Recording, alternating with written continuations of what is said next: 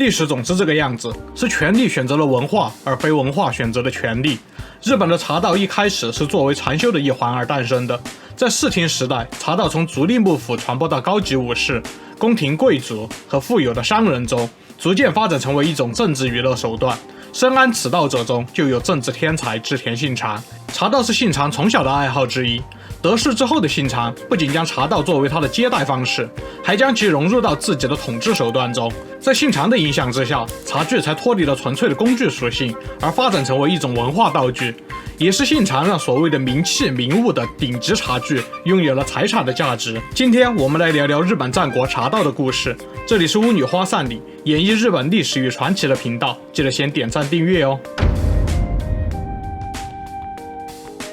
日本的茶道始于奈良时代，当时禅宗僧侣从中国引进了饮茶的习惯，一度衰落之后，到了镰仓时代，随着佛教的兴盛，饮茶的习惯也随之复兴。不过一开始茶是被用作药物。北条家的家族正史武崎镜中就有记录，建保2年2月，镰仓幕府将军袁石朝前一晚饮酒过量而宿醉，招来了医师荣西禅师。荣西禅师就从他的寺庙里带来一杯茶赠送给将军，以为良药，又将一本关于茶的药用效果的书赠送给将军。将军非常的感激，一般认为他送上的是《沏茶养生记》，是他作为遣唐使的时候的总结。后来荣西禅师的弟子道元禅师创立了至今都是日本最大佛教宗派之一的曹洞宗，这是一个讲究苦修和严格戒律的宗派。道元禅师还创作了殿座教训来规范禅门的饮食，再次扩大了禅与茶的影响力，以此为标志，饮茶在日本真正的复兴。不过现在还是作为修禅的一部分。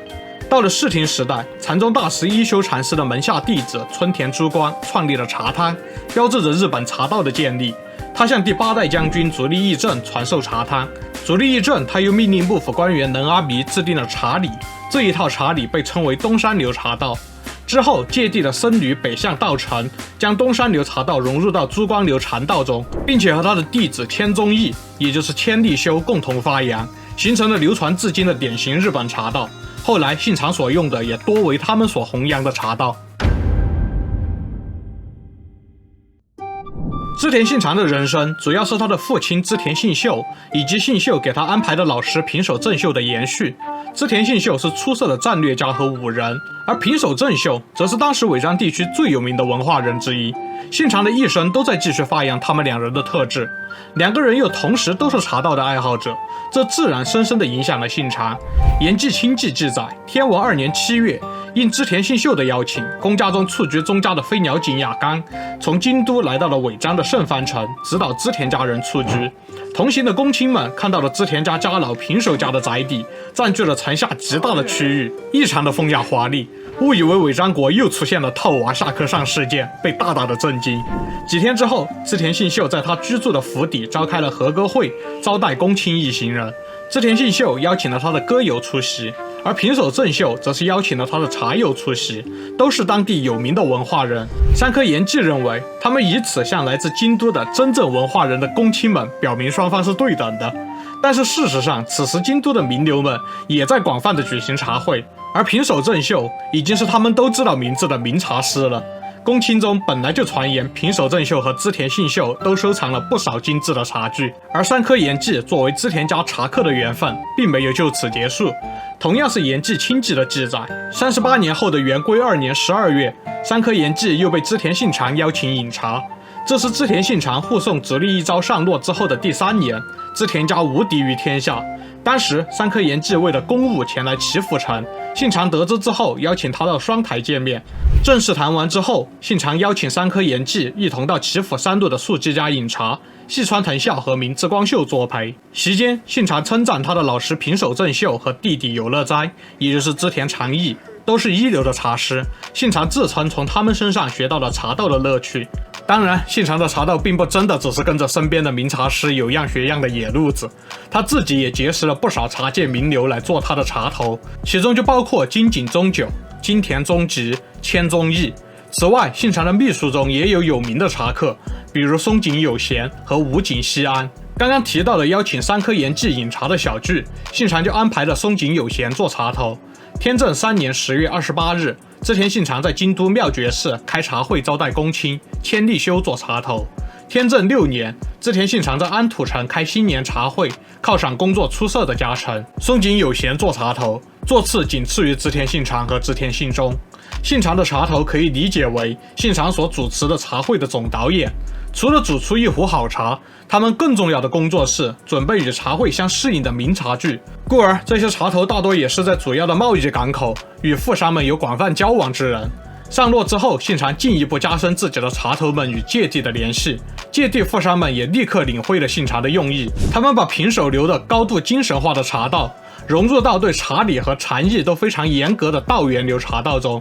形成了对任何人来说都有极高门槛的新流派。茶道似乎已经成了远高于生活的非常不同的东西。信长自己则是疯狂地收集名贵罕见的茶具，召集名茶具的鉴赏会。日本史记载，从当时外国人的角度来看，只有少数鉴赏家收藏的茶具中的杰作才能够进入这种新的茶道爱好者的圈子，他们几乎拥有了文化遗产等级的价值。而且很显然，信长是故意在收购这些稀少的名品茶具。随着市场上供货越来越少，这些名茶具的价值更是迅速上升。在弗洛伊斯看来，信长疯狂的收集茶具并非单纯出自他的爱好，而是一种有意为之的囤积居奇。随着依附于信长的各路大名们大撒金钱购买名贵的茶具参加鉴赏会，日本名流间的茶道文化逐渐从欣赏名茶名具转变为炫耀名茶具的资产价值。如此一来，想要巴结信长的人便会主动收集已经被信长炒到天价的名茶具，以为政治投资。这既减轻了信长的统治压力，也削弱了附庸们的实力。在这个过程中，配合信长炒高茶具价值的外贸富商们也是赚得盆满钵满，个个富可敌国。而由于芥蒂商人和织田家的特殊关系，这也进一步增强了织田家号令诸国大名过程中的抗风险能力。信长就这样把一种文化现象变成了为织田家统治服务的工具。信长死后，秀吉和家康利用御主印传贸易的利权，维持名茶具的政治投资属性以及巩固自己的统治，但是都不再是主要手段。秀吉在《御茶汤御正道》中写道，在镰仓时代从禅修中发扬的茶道，现在其精神性已经被分离，而是被作为一种政治活动，成为政治上的撮合者。茶堂上的一切，包括在场的每一个人每一个动作，都是政治安排的一部分。秀吉更是要求千利休设立的茶室，实际上是作为政治密谈的场所。秀吉的茶室不像信长开茶会那样，由信长亲自安排不同的方向用什么装饰，和在会上会使用什么茶具。秀吉搞了个镀金的茶室。信长是不花钱有不花钱的风雅，花钱有花钱的风雅。秀吉这波直接是去粗取精，只留下了政治交易的属性，就即使是成了天下人，还是能明显的看出出身不同。与织田信长的茶具收集狂和丰臣秀吉的黄金茶室相比，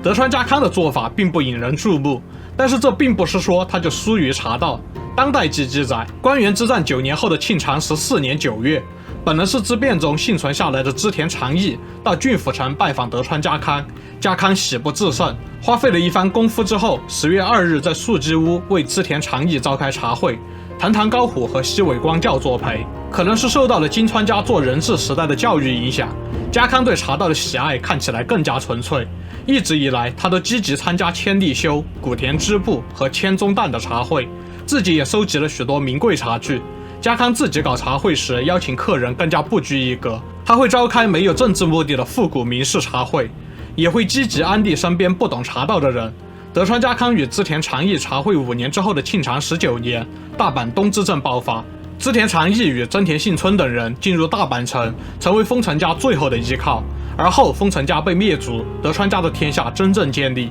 后来家康说，织田长义早已看明白了，丰臣家灭亡不可避免，他们在茶会中已经建立了深厚的友谊。这话到底是出于真心，还是为了进一步分化残留的织田家和丰臣家支持者，就只有家康自己才知道了。说到德川家康，大家想到的都是权谋术数、隐忍待机的狸猫形象，但是对于茶道这事，似乎他才是3个天下人中最不搞阴谋的人。也许恰恰相反，正因为家康是深思熟虑、耐心等待之人，他才更能理解茶道背后厚重的时间和禅意。与其急于求成，不如现在先纯粹的享受一壶好茶，以及和茶友们的清闲时刻。耐得住心性，天下才等出来。都看到这儿了，别忘了点赞关注啊！这里是巫女花散里，研究日本历史与传奇的频道，我们下期再见。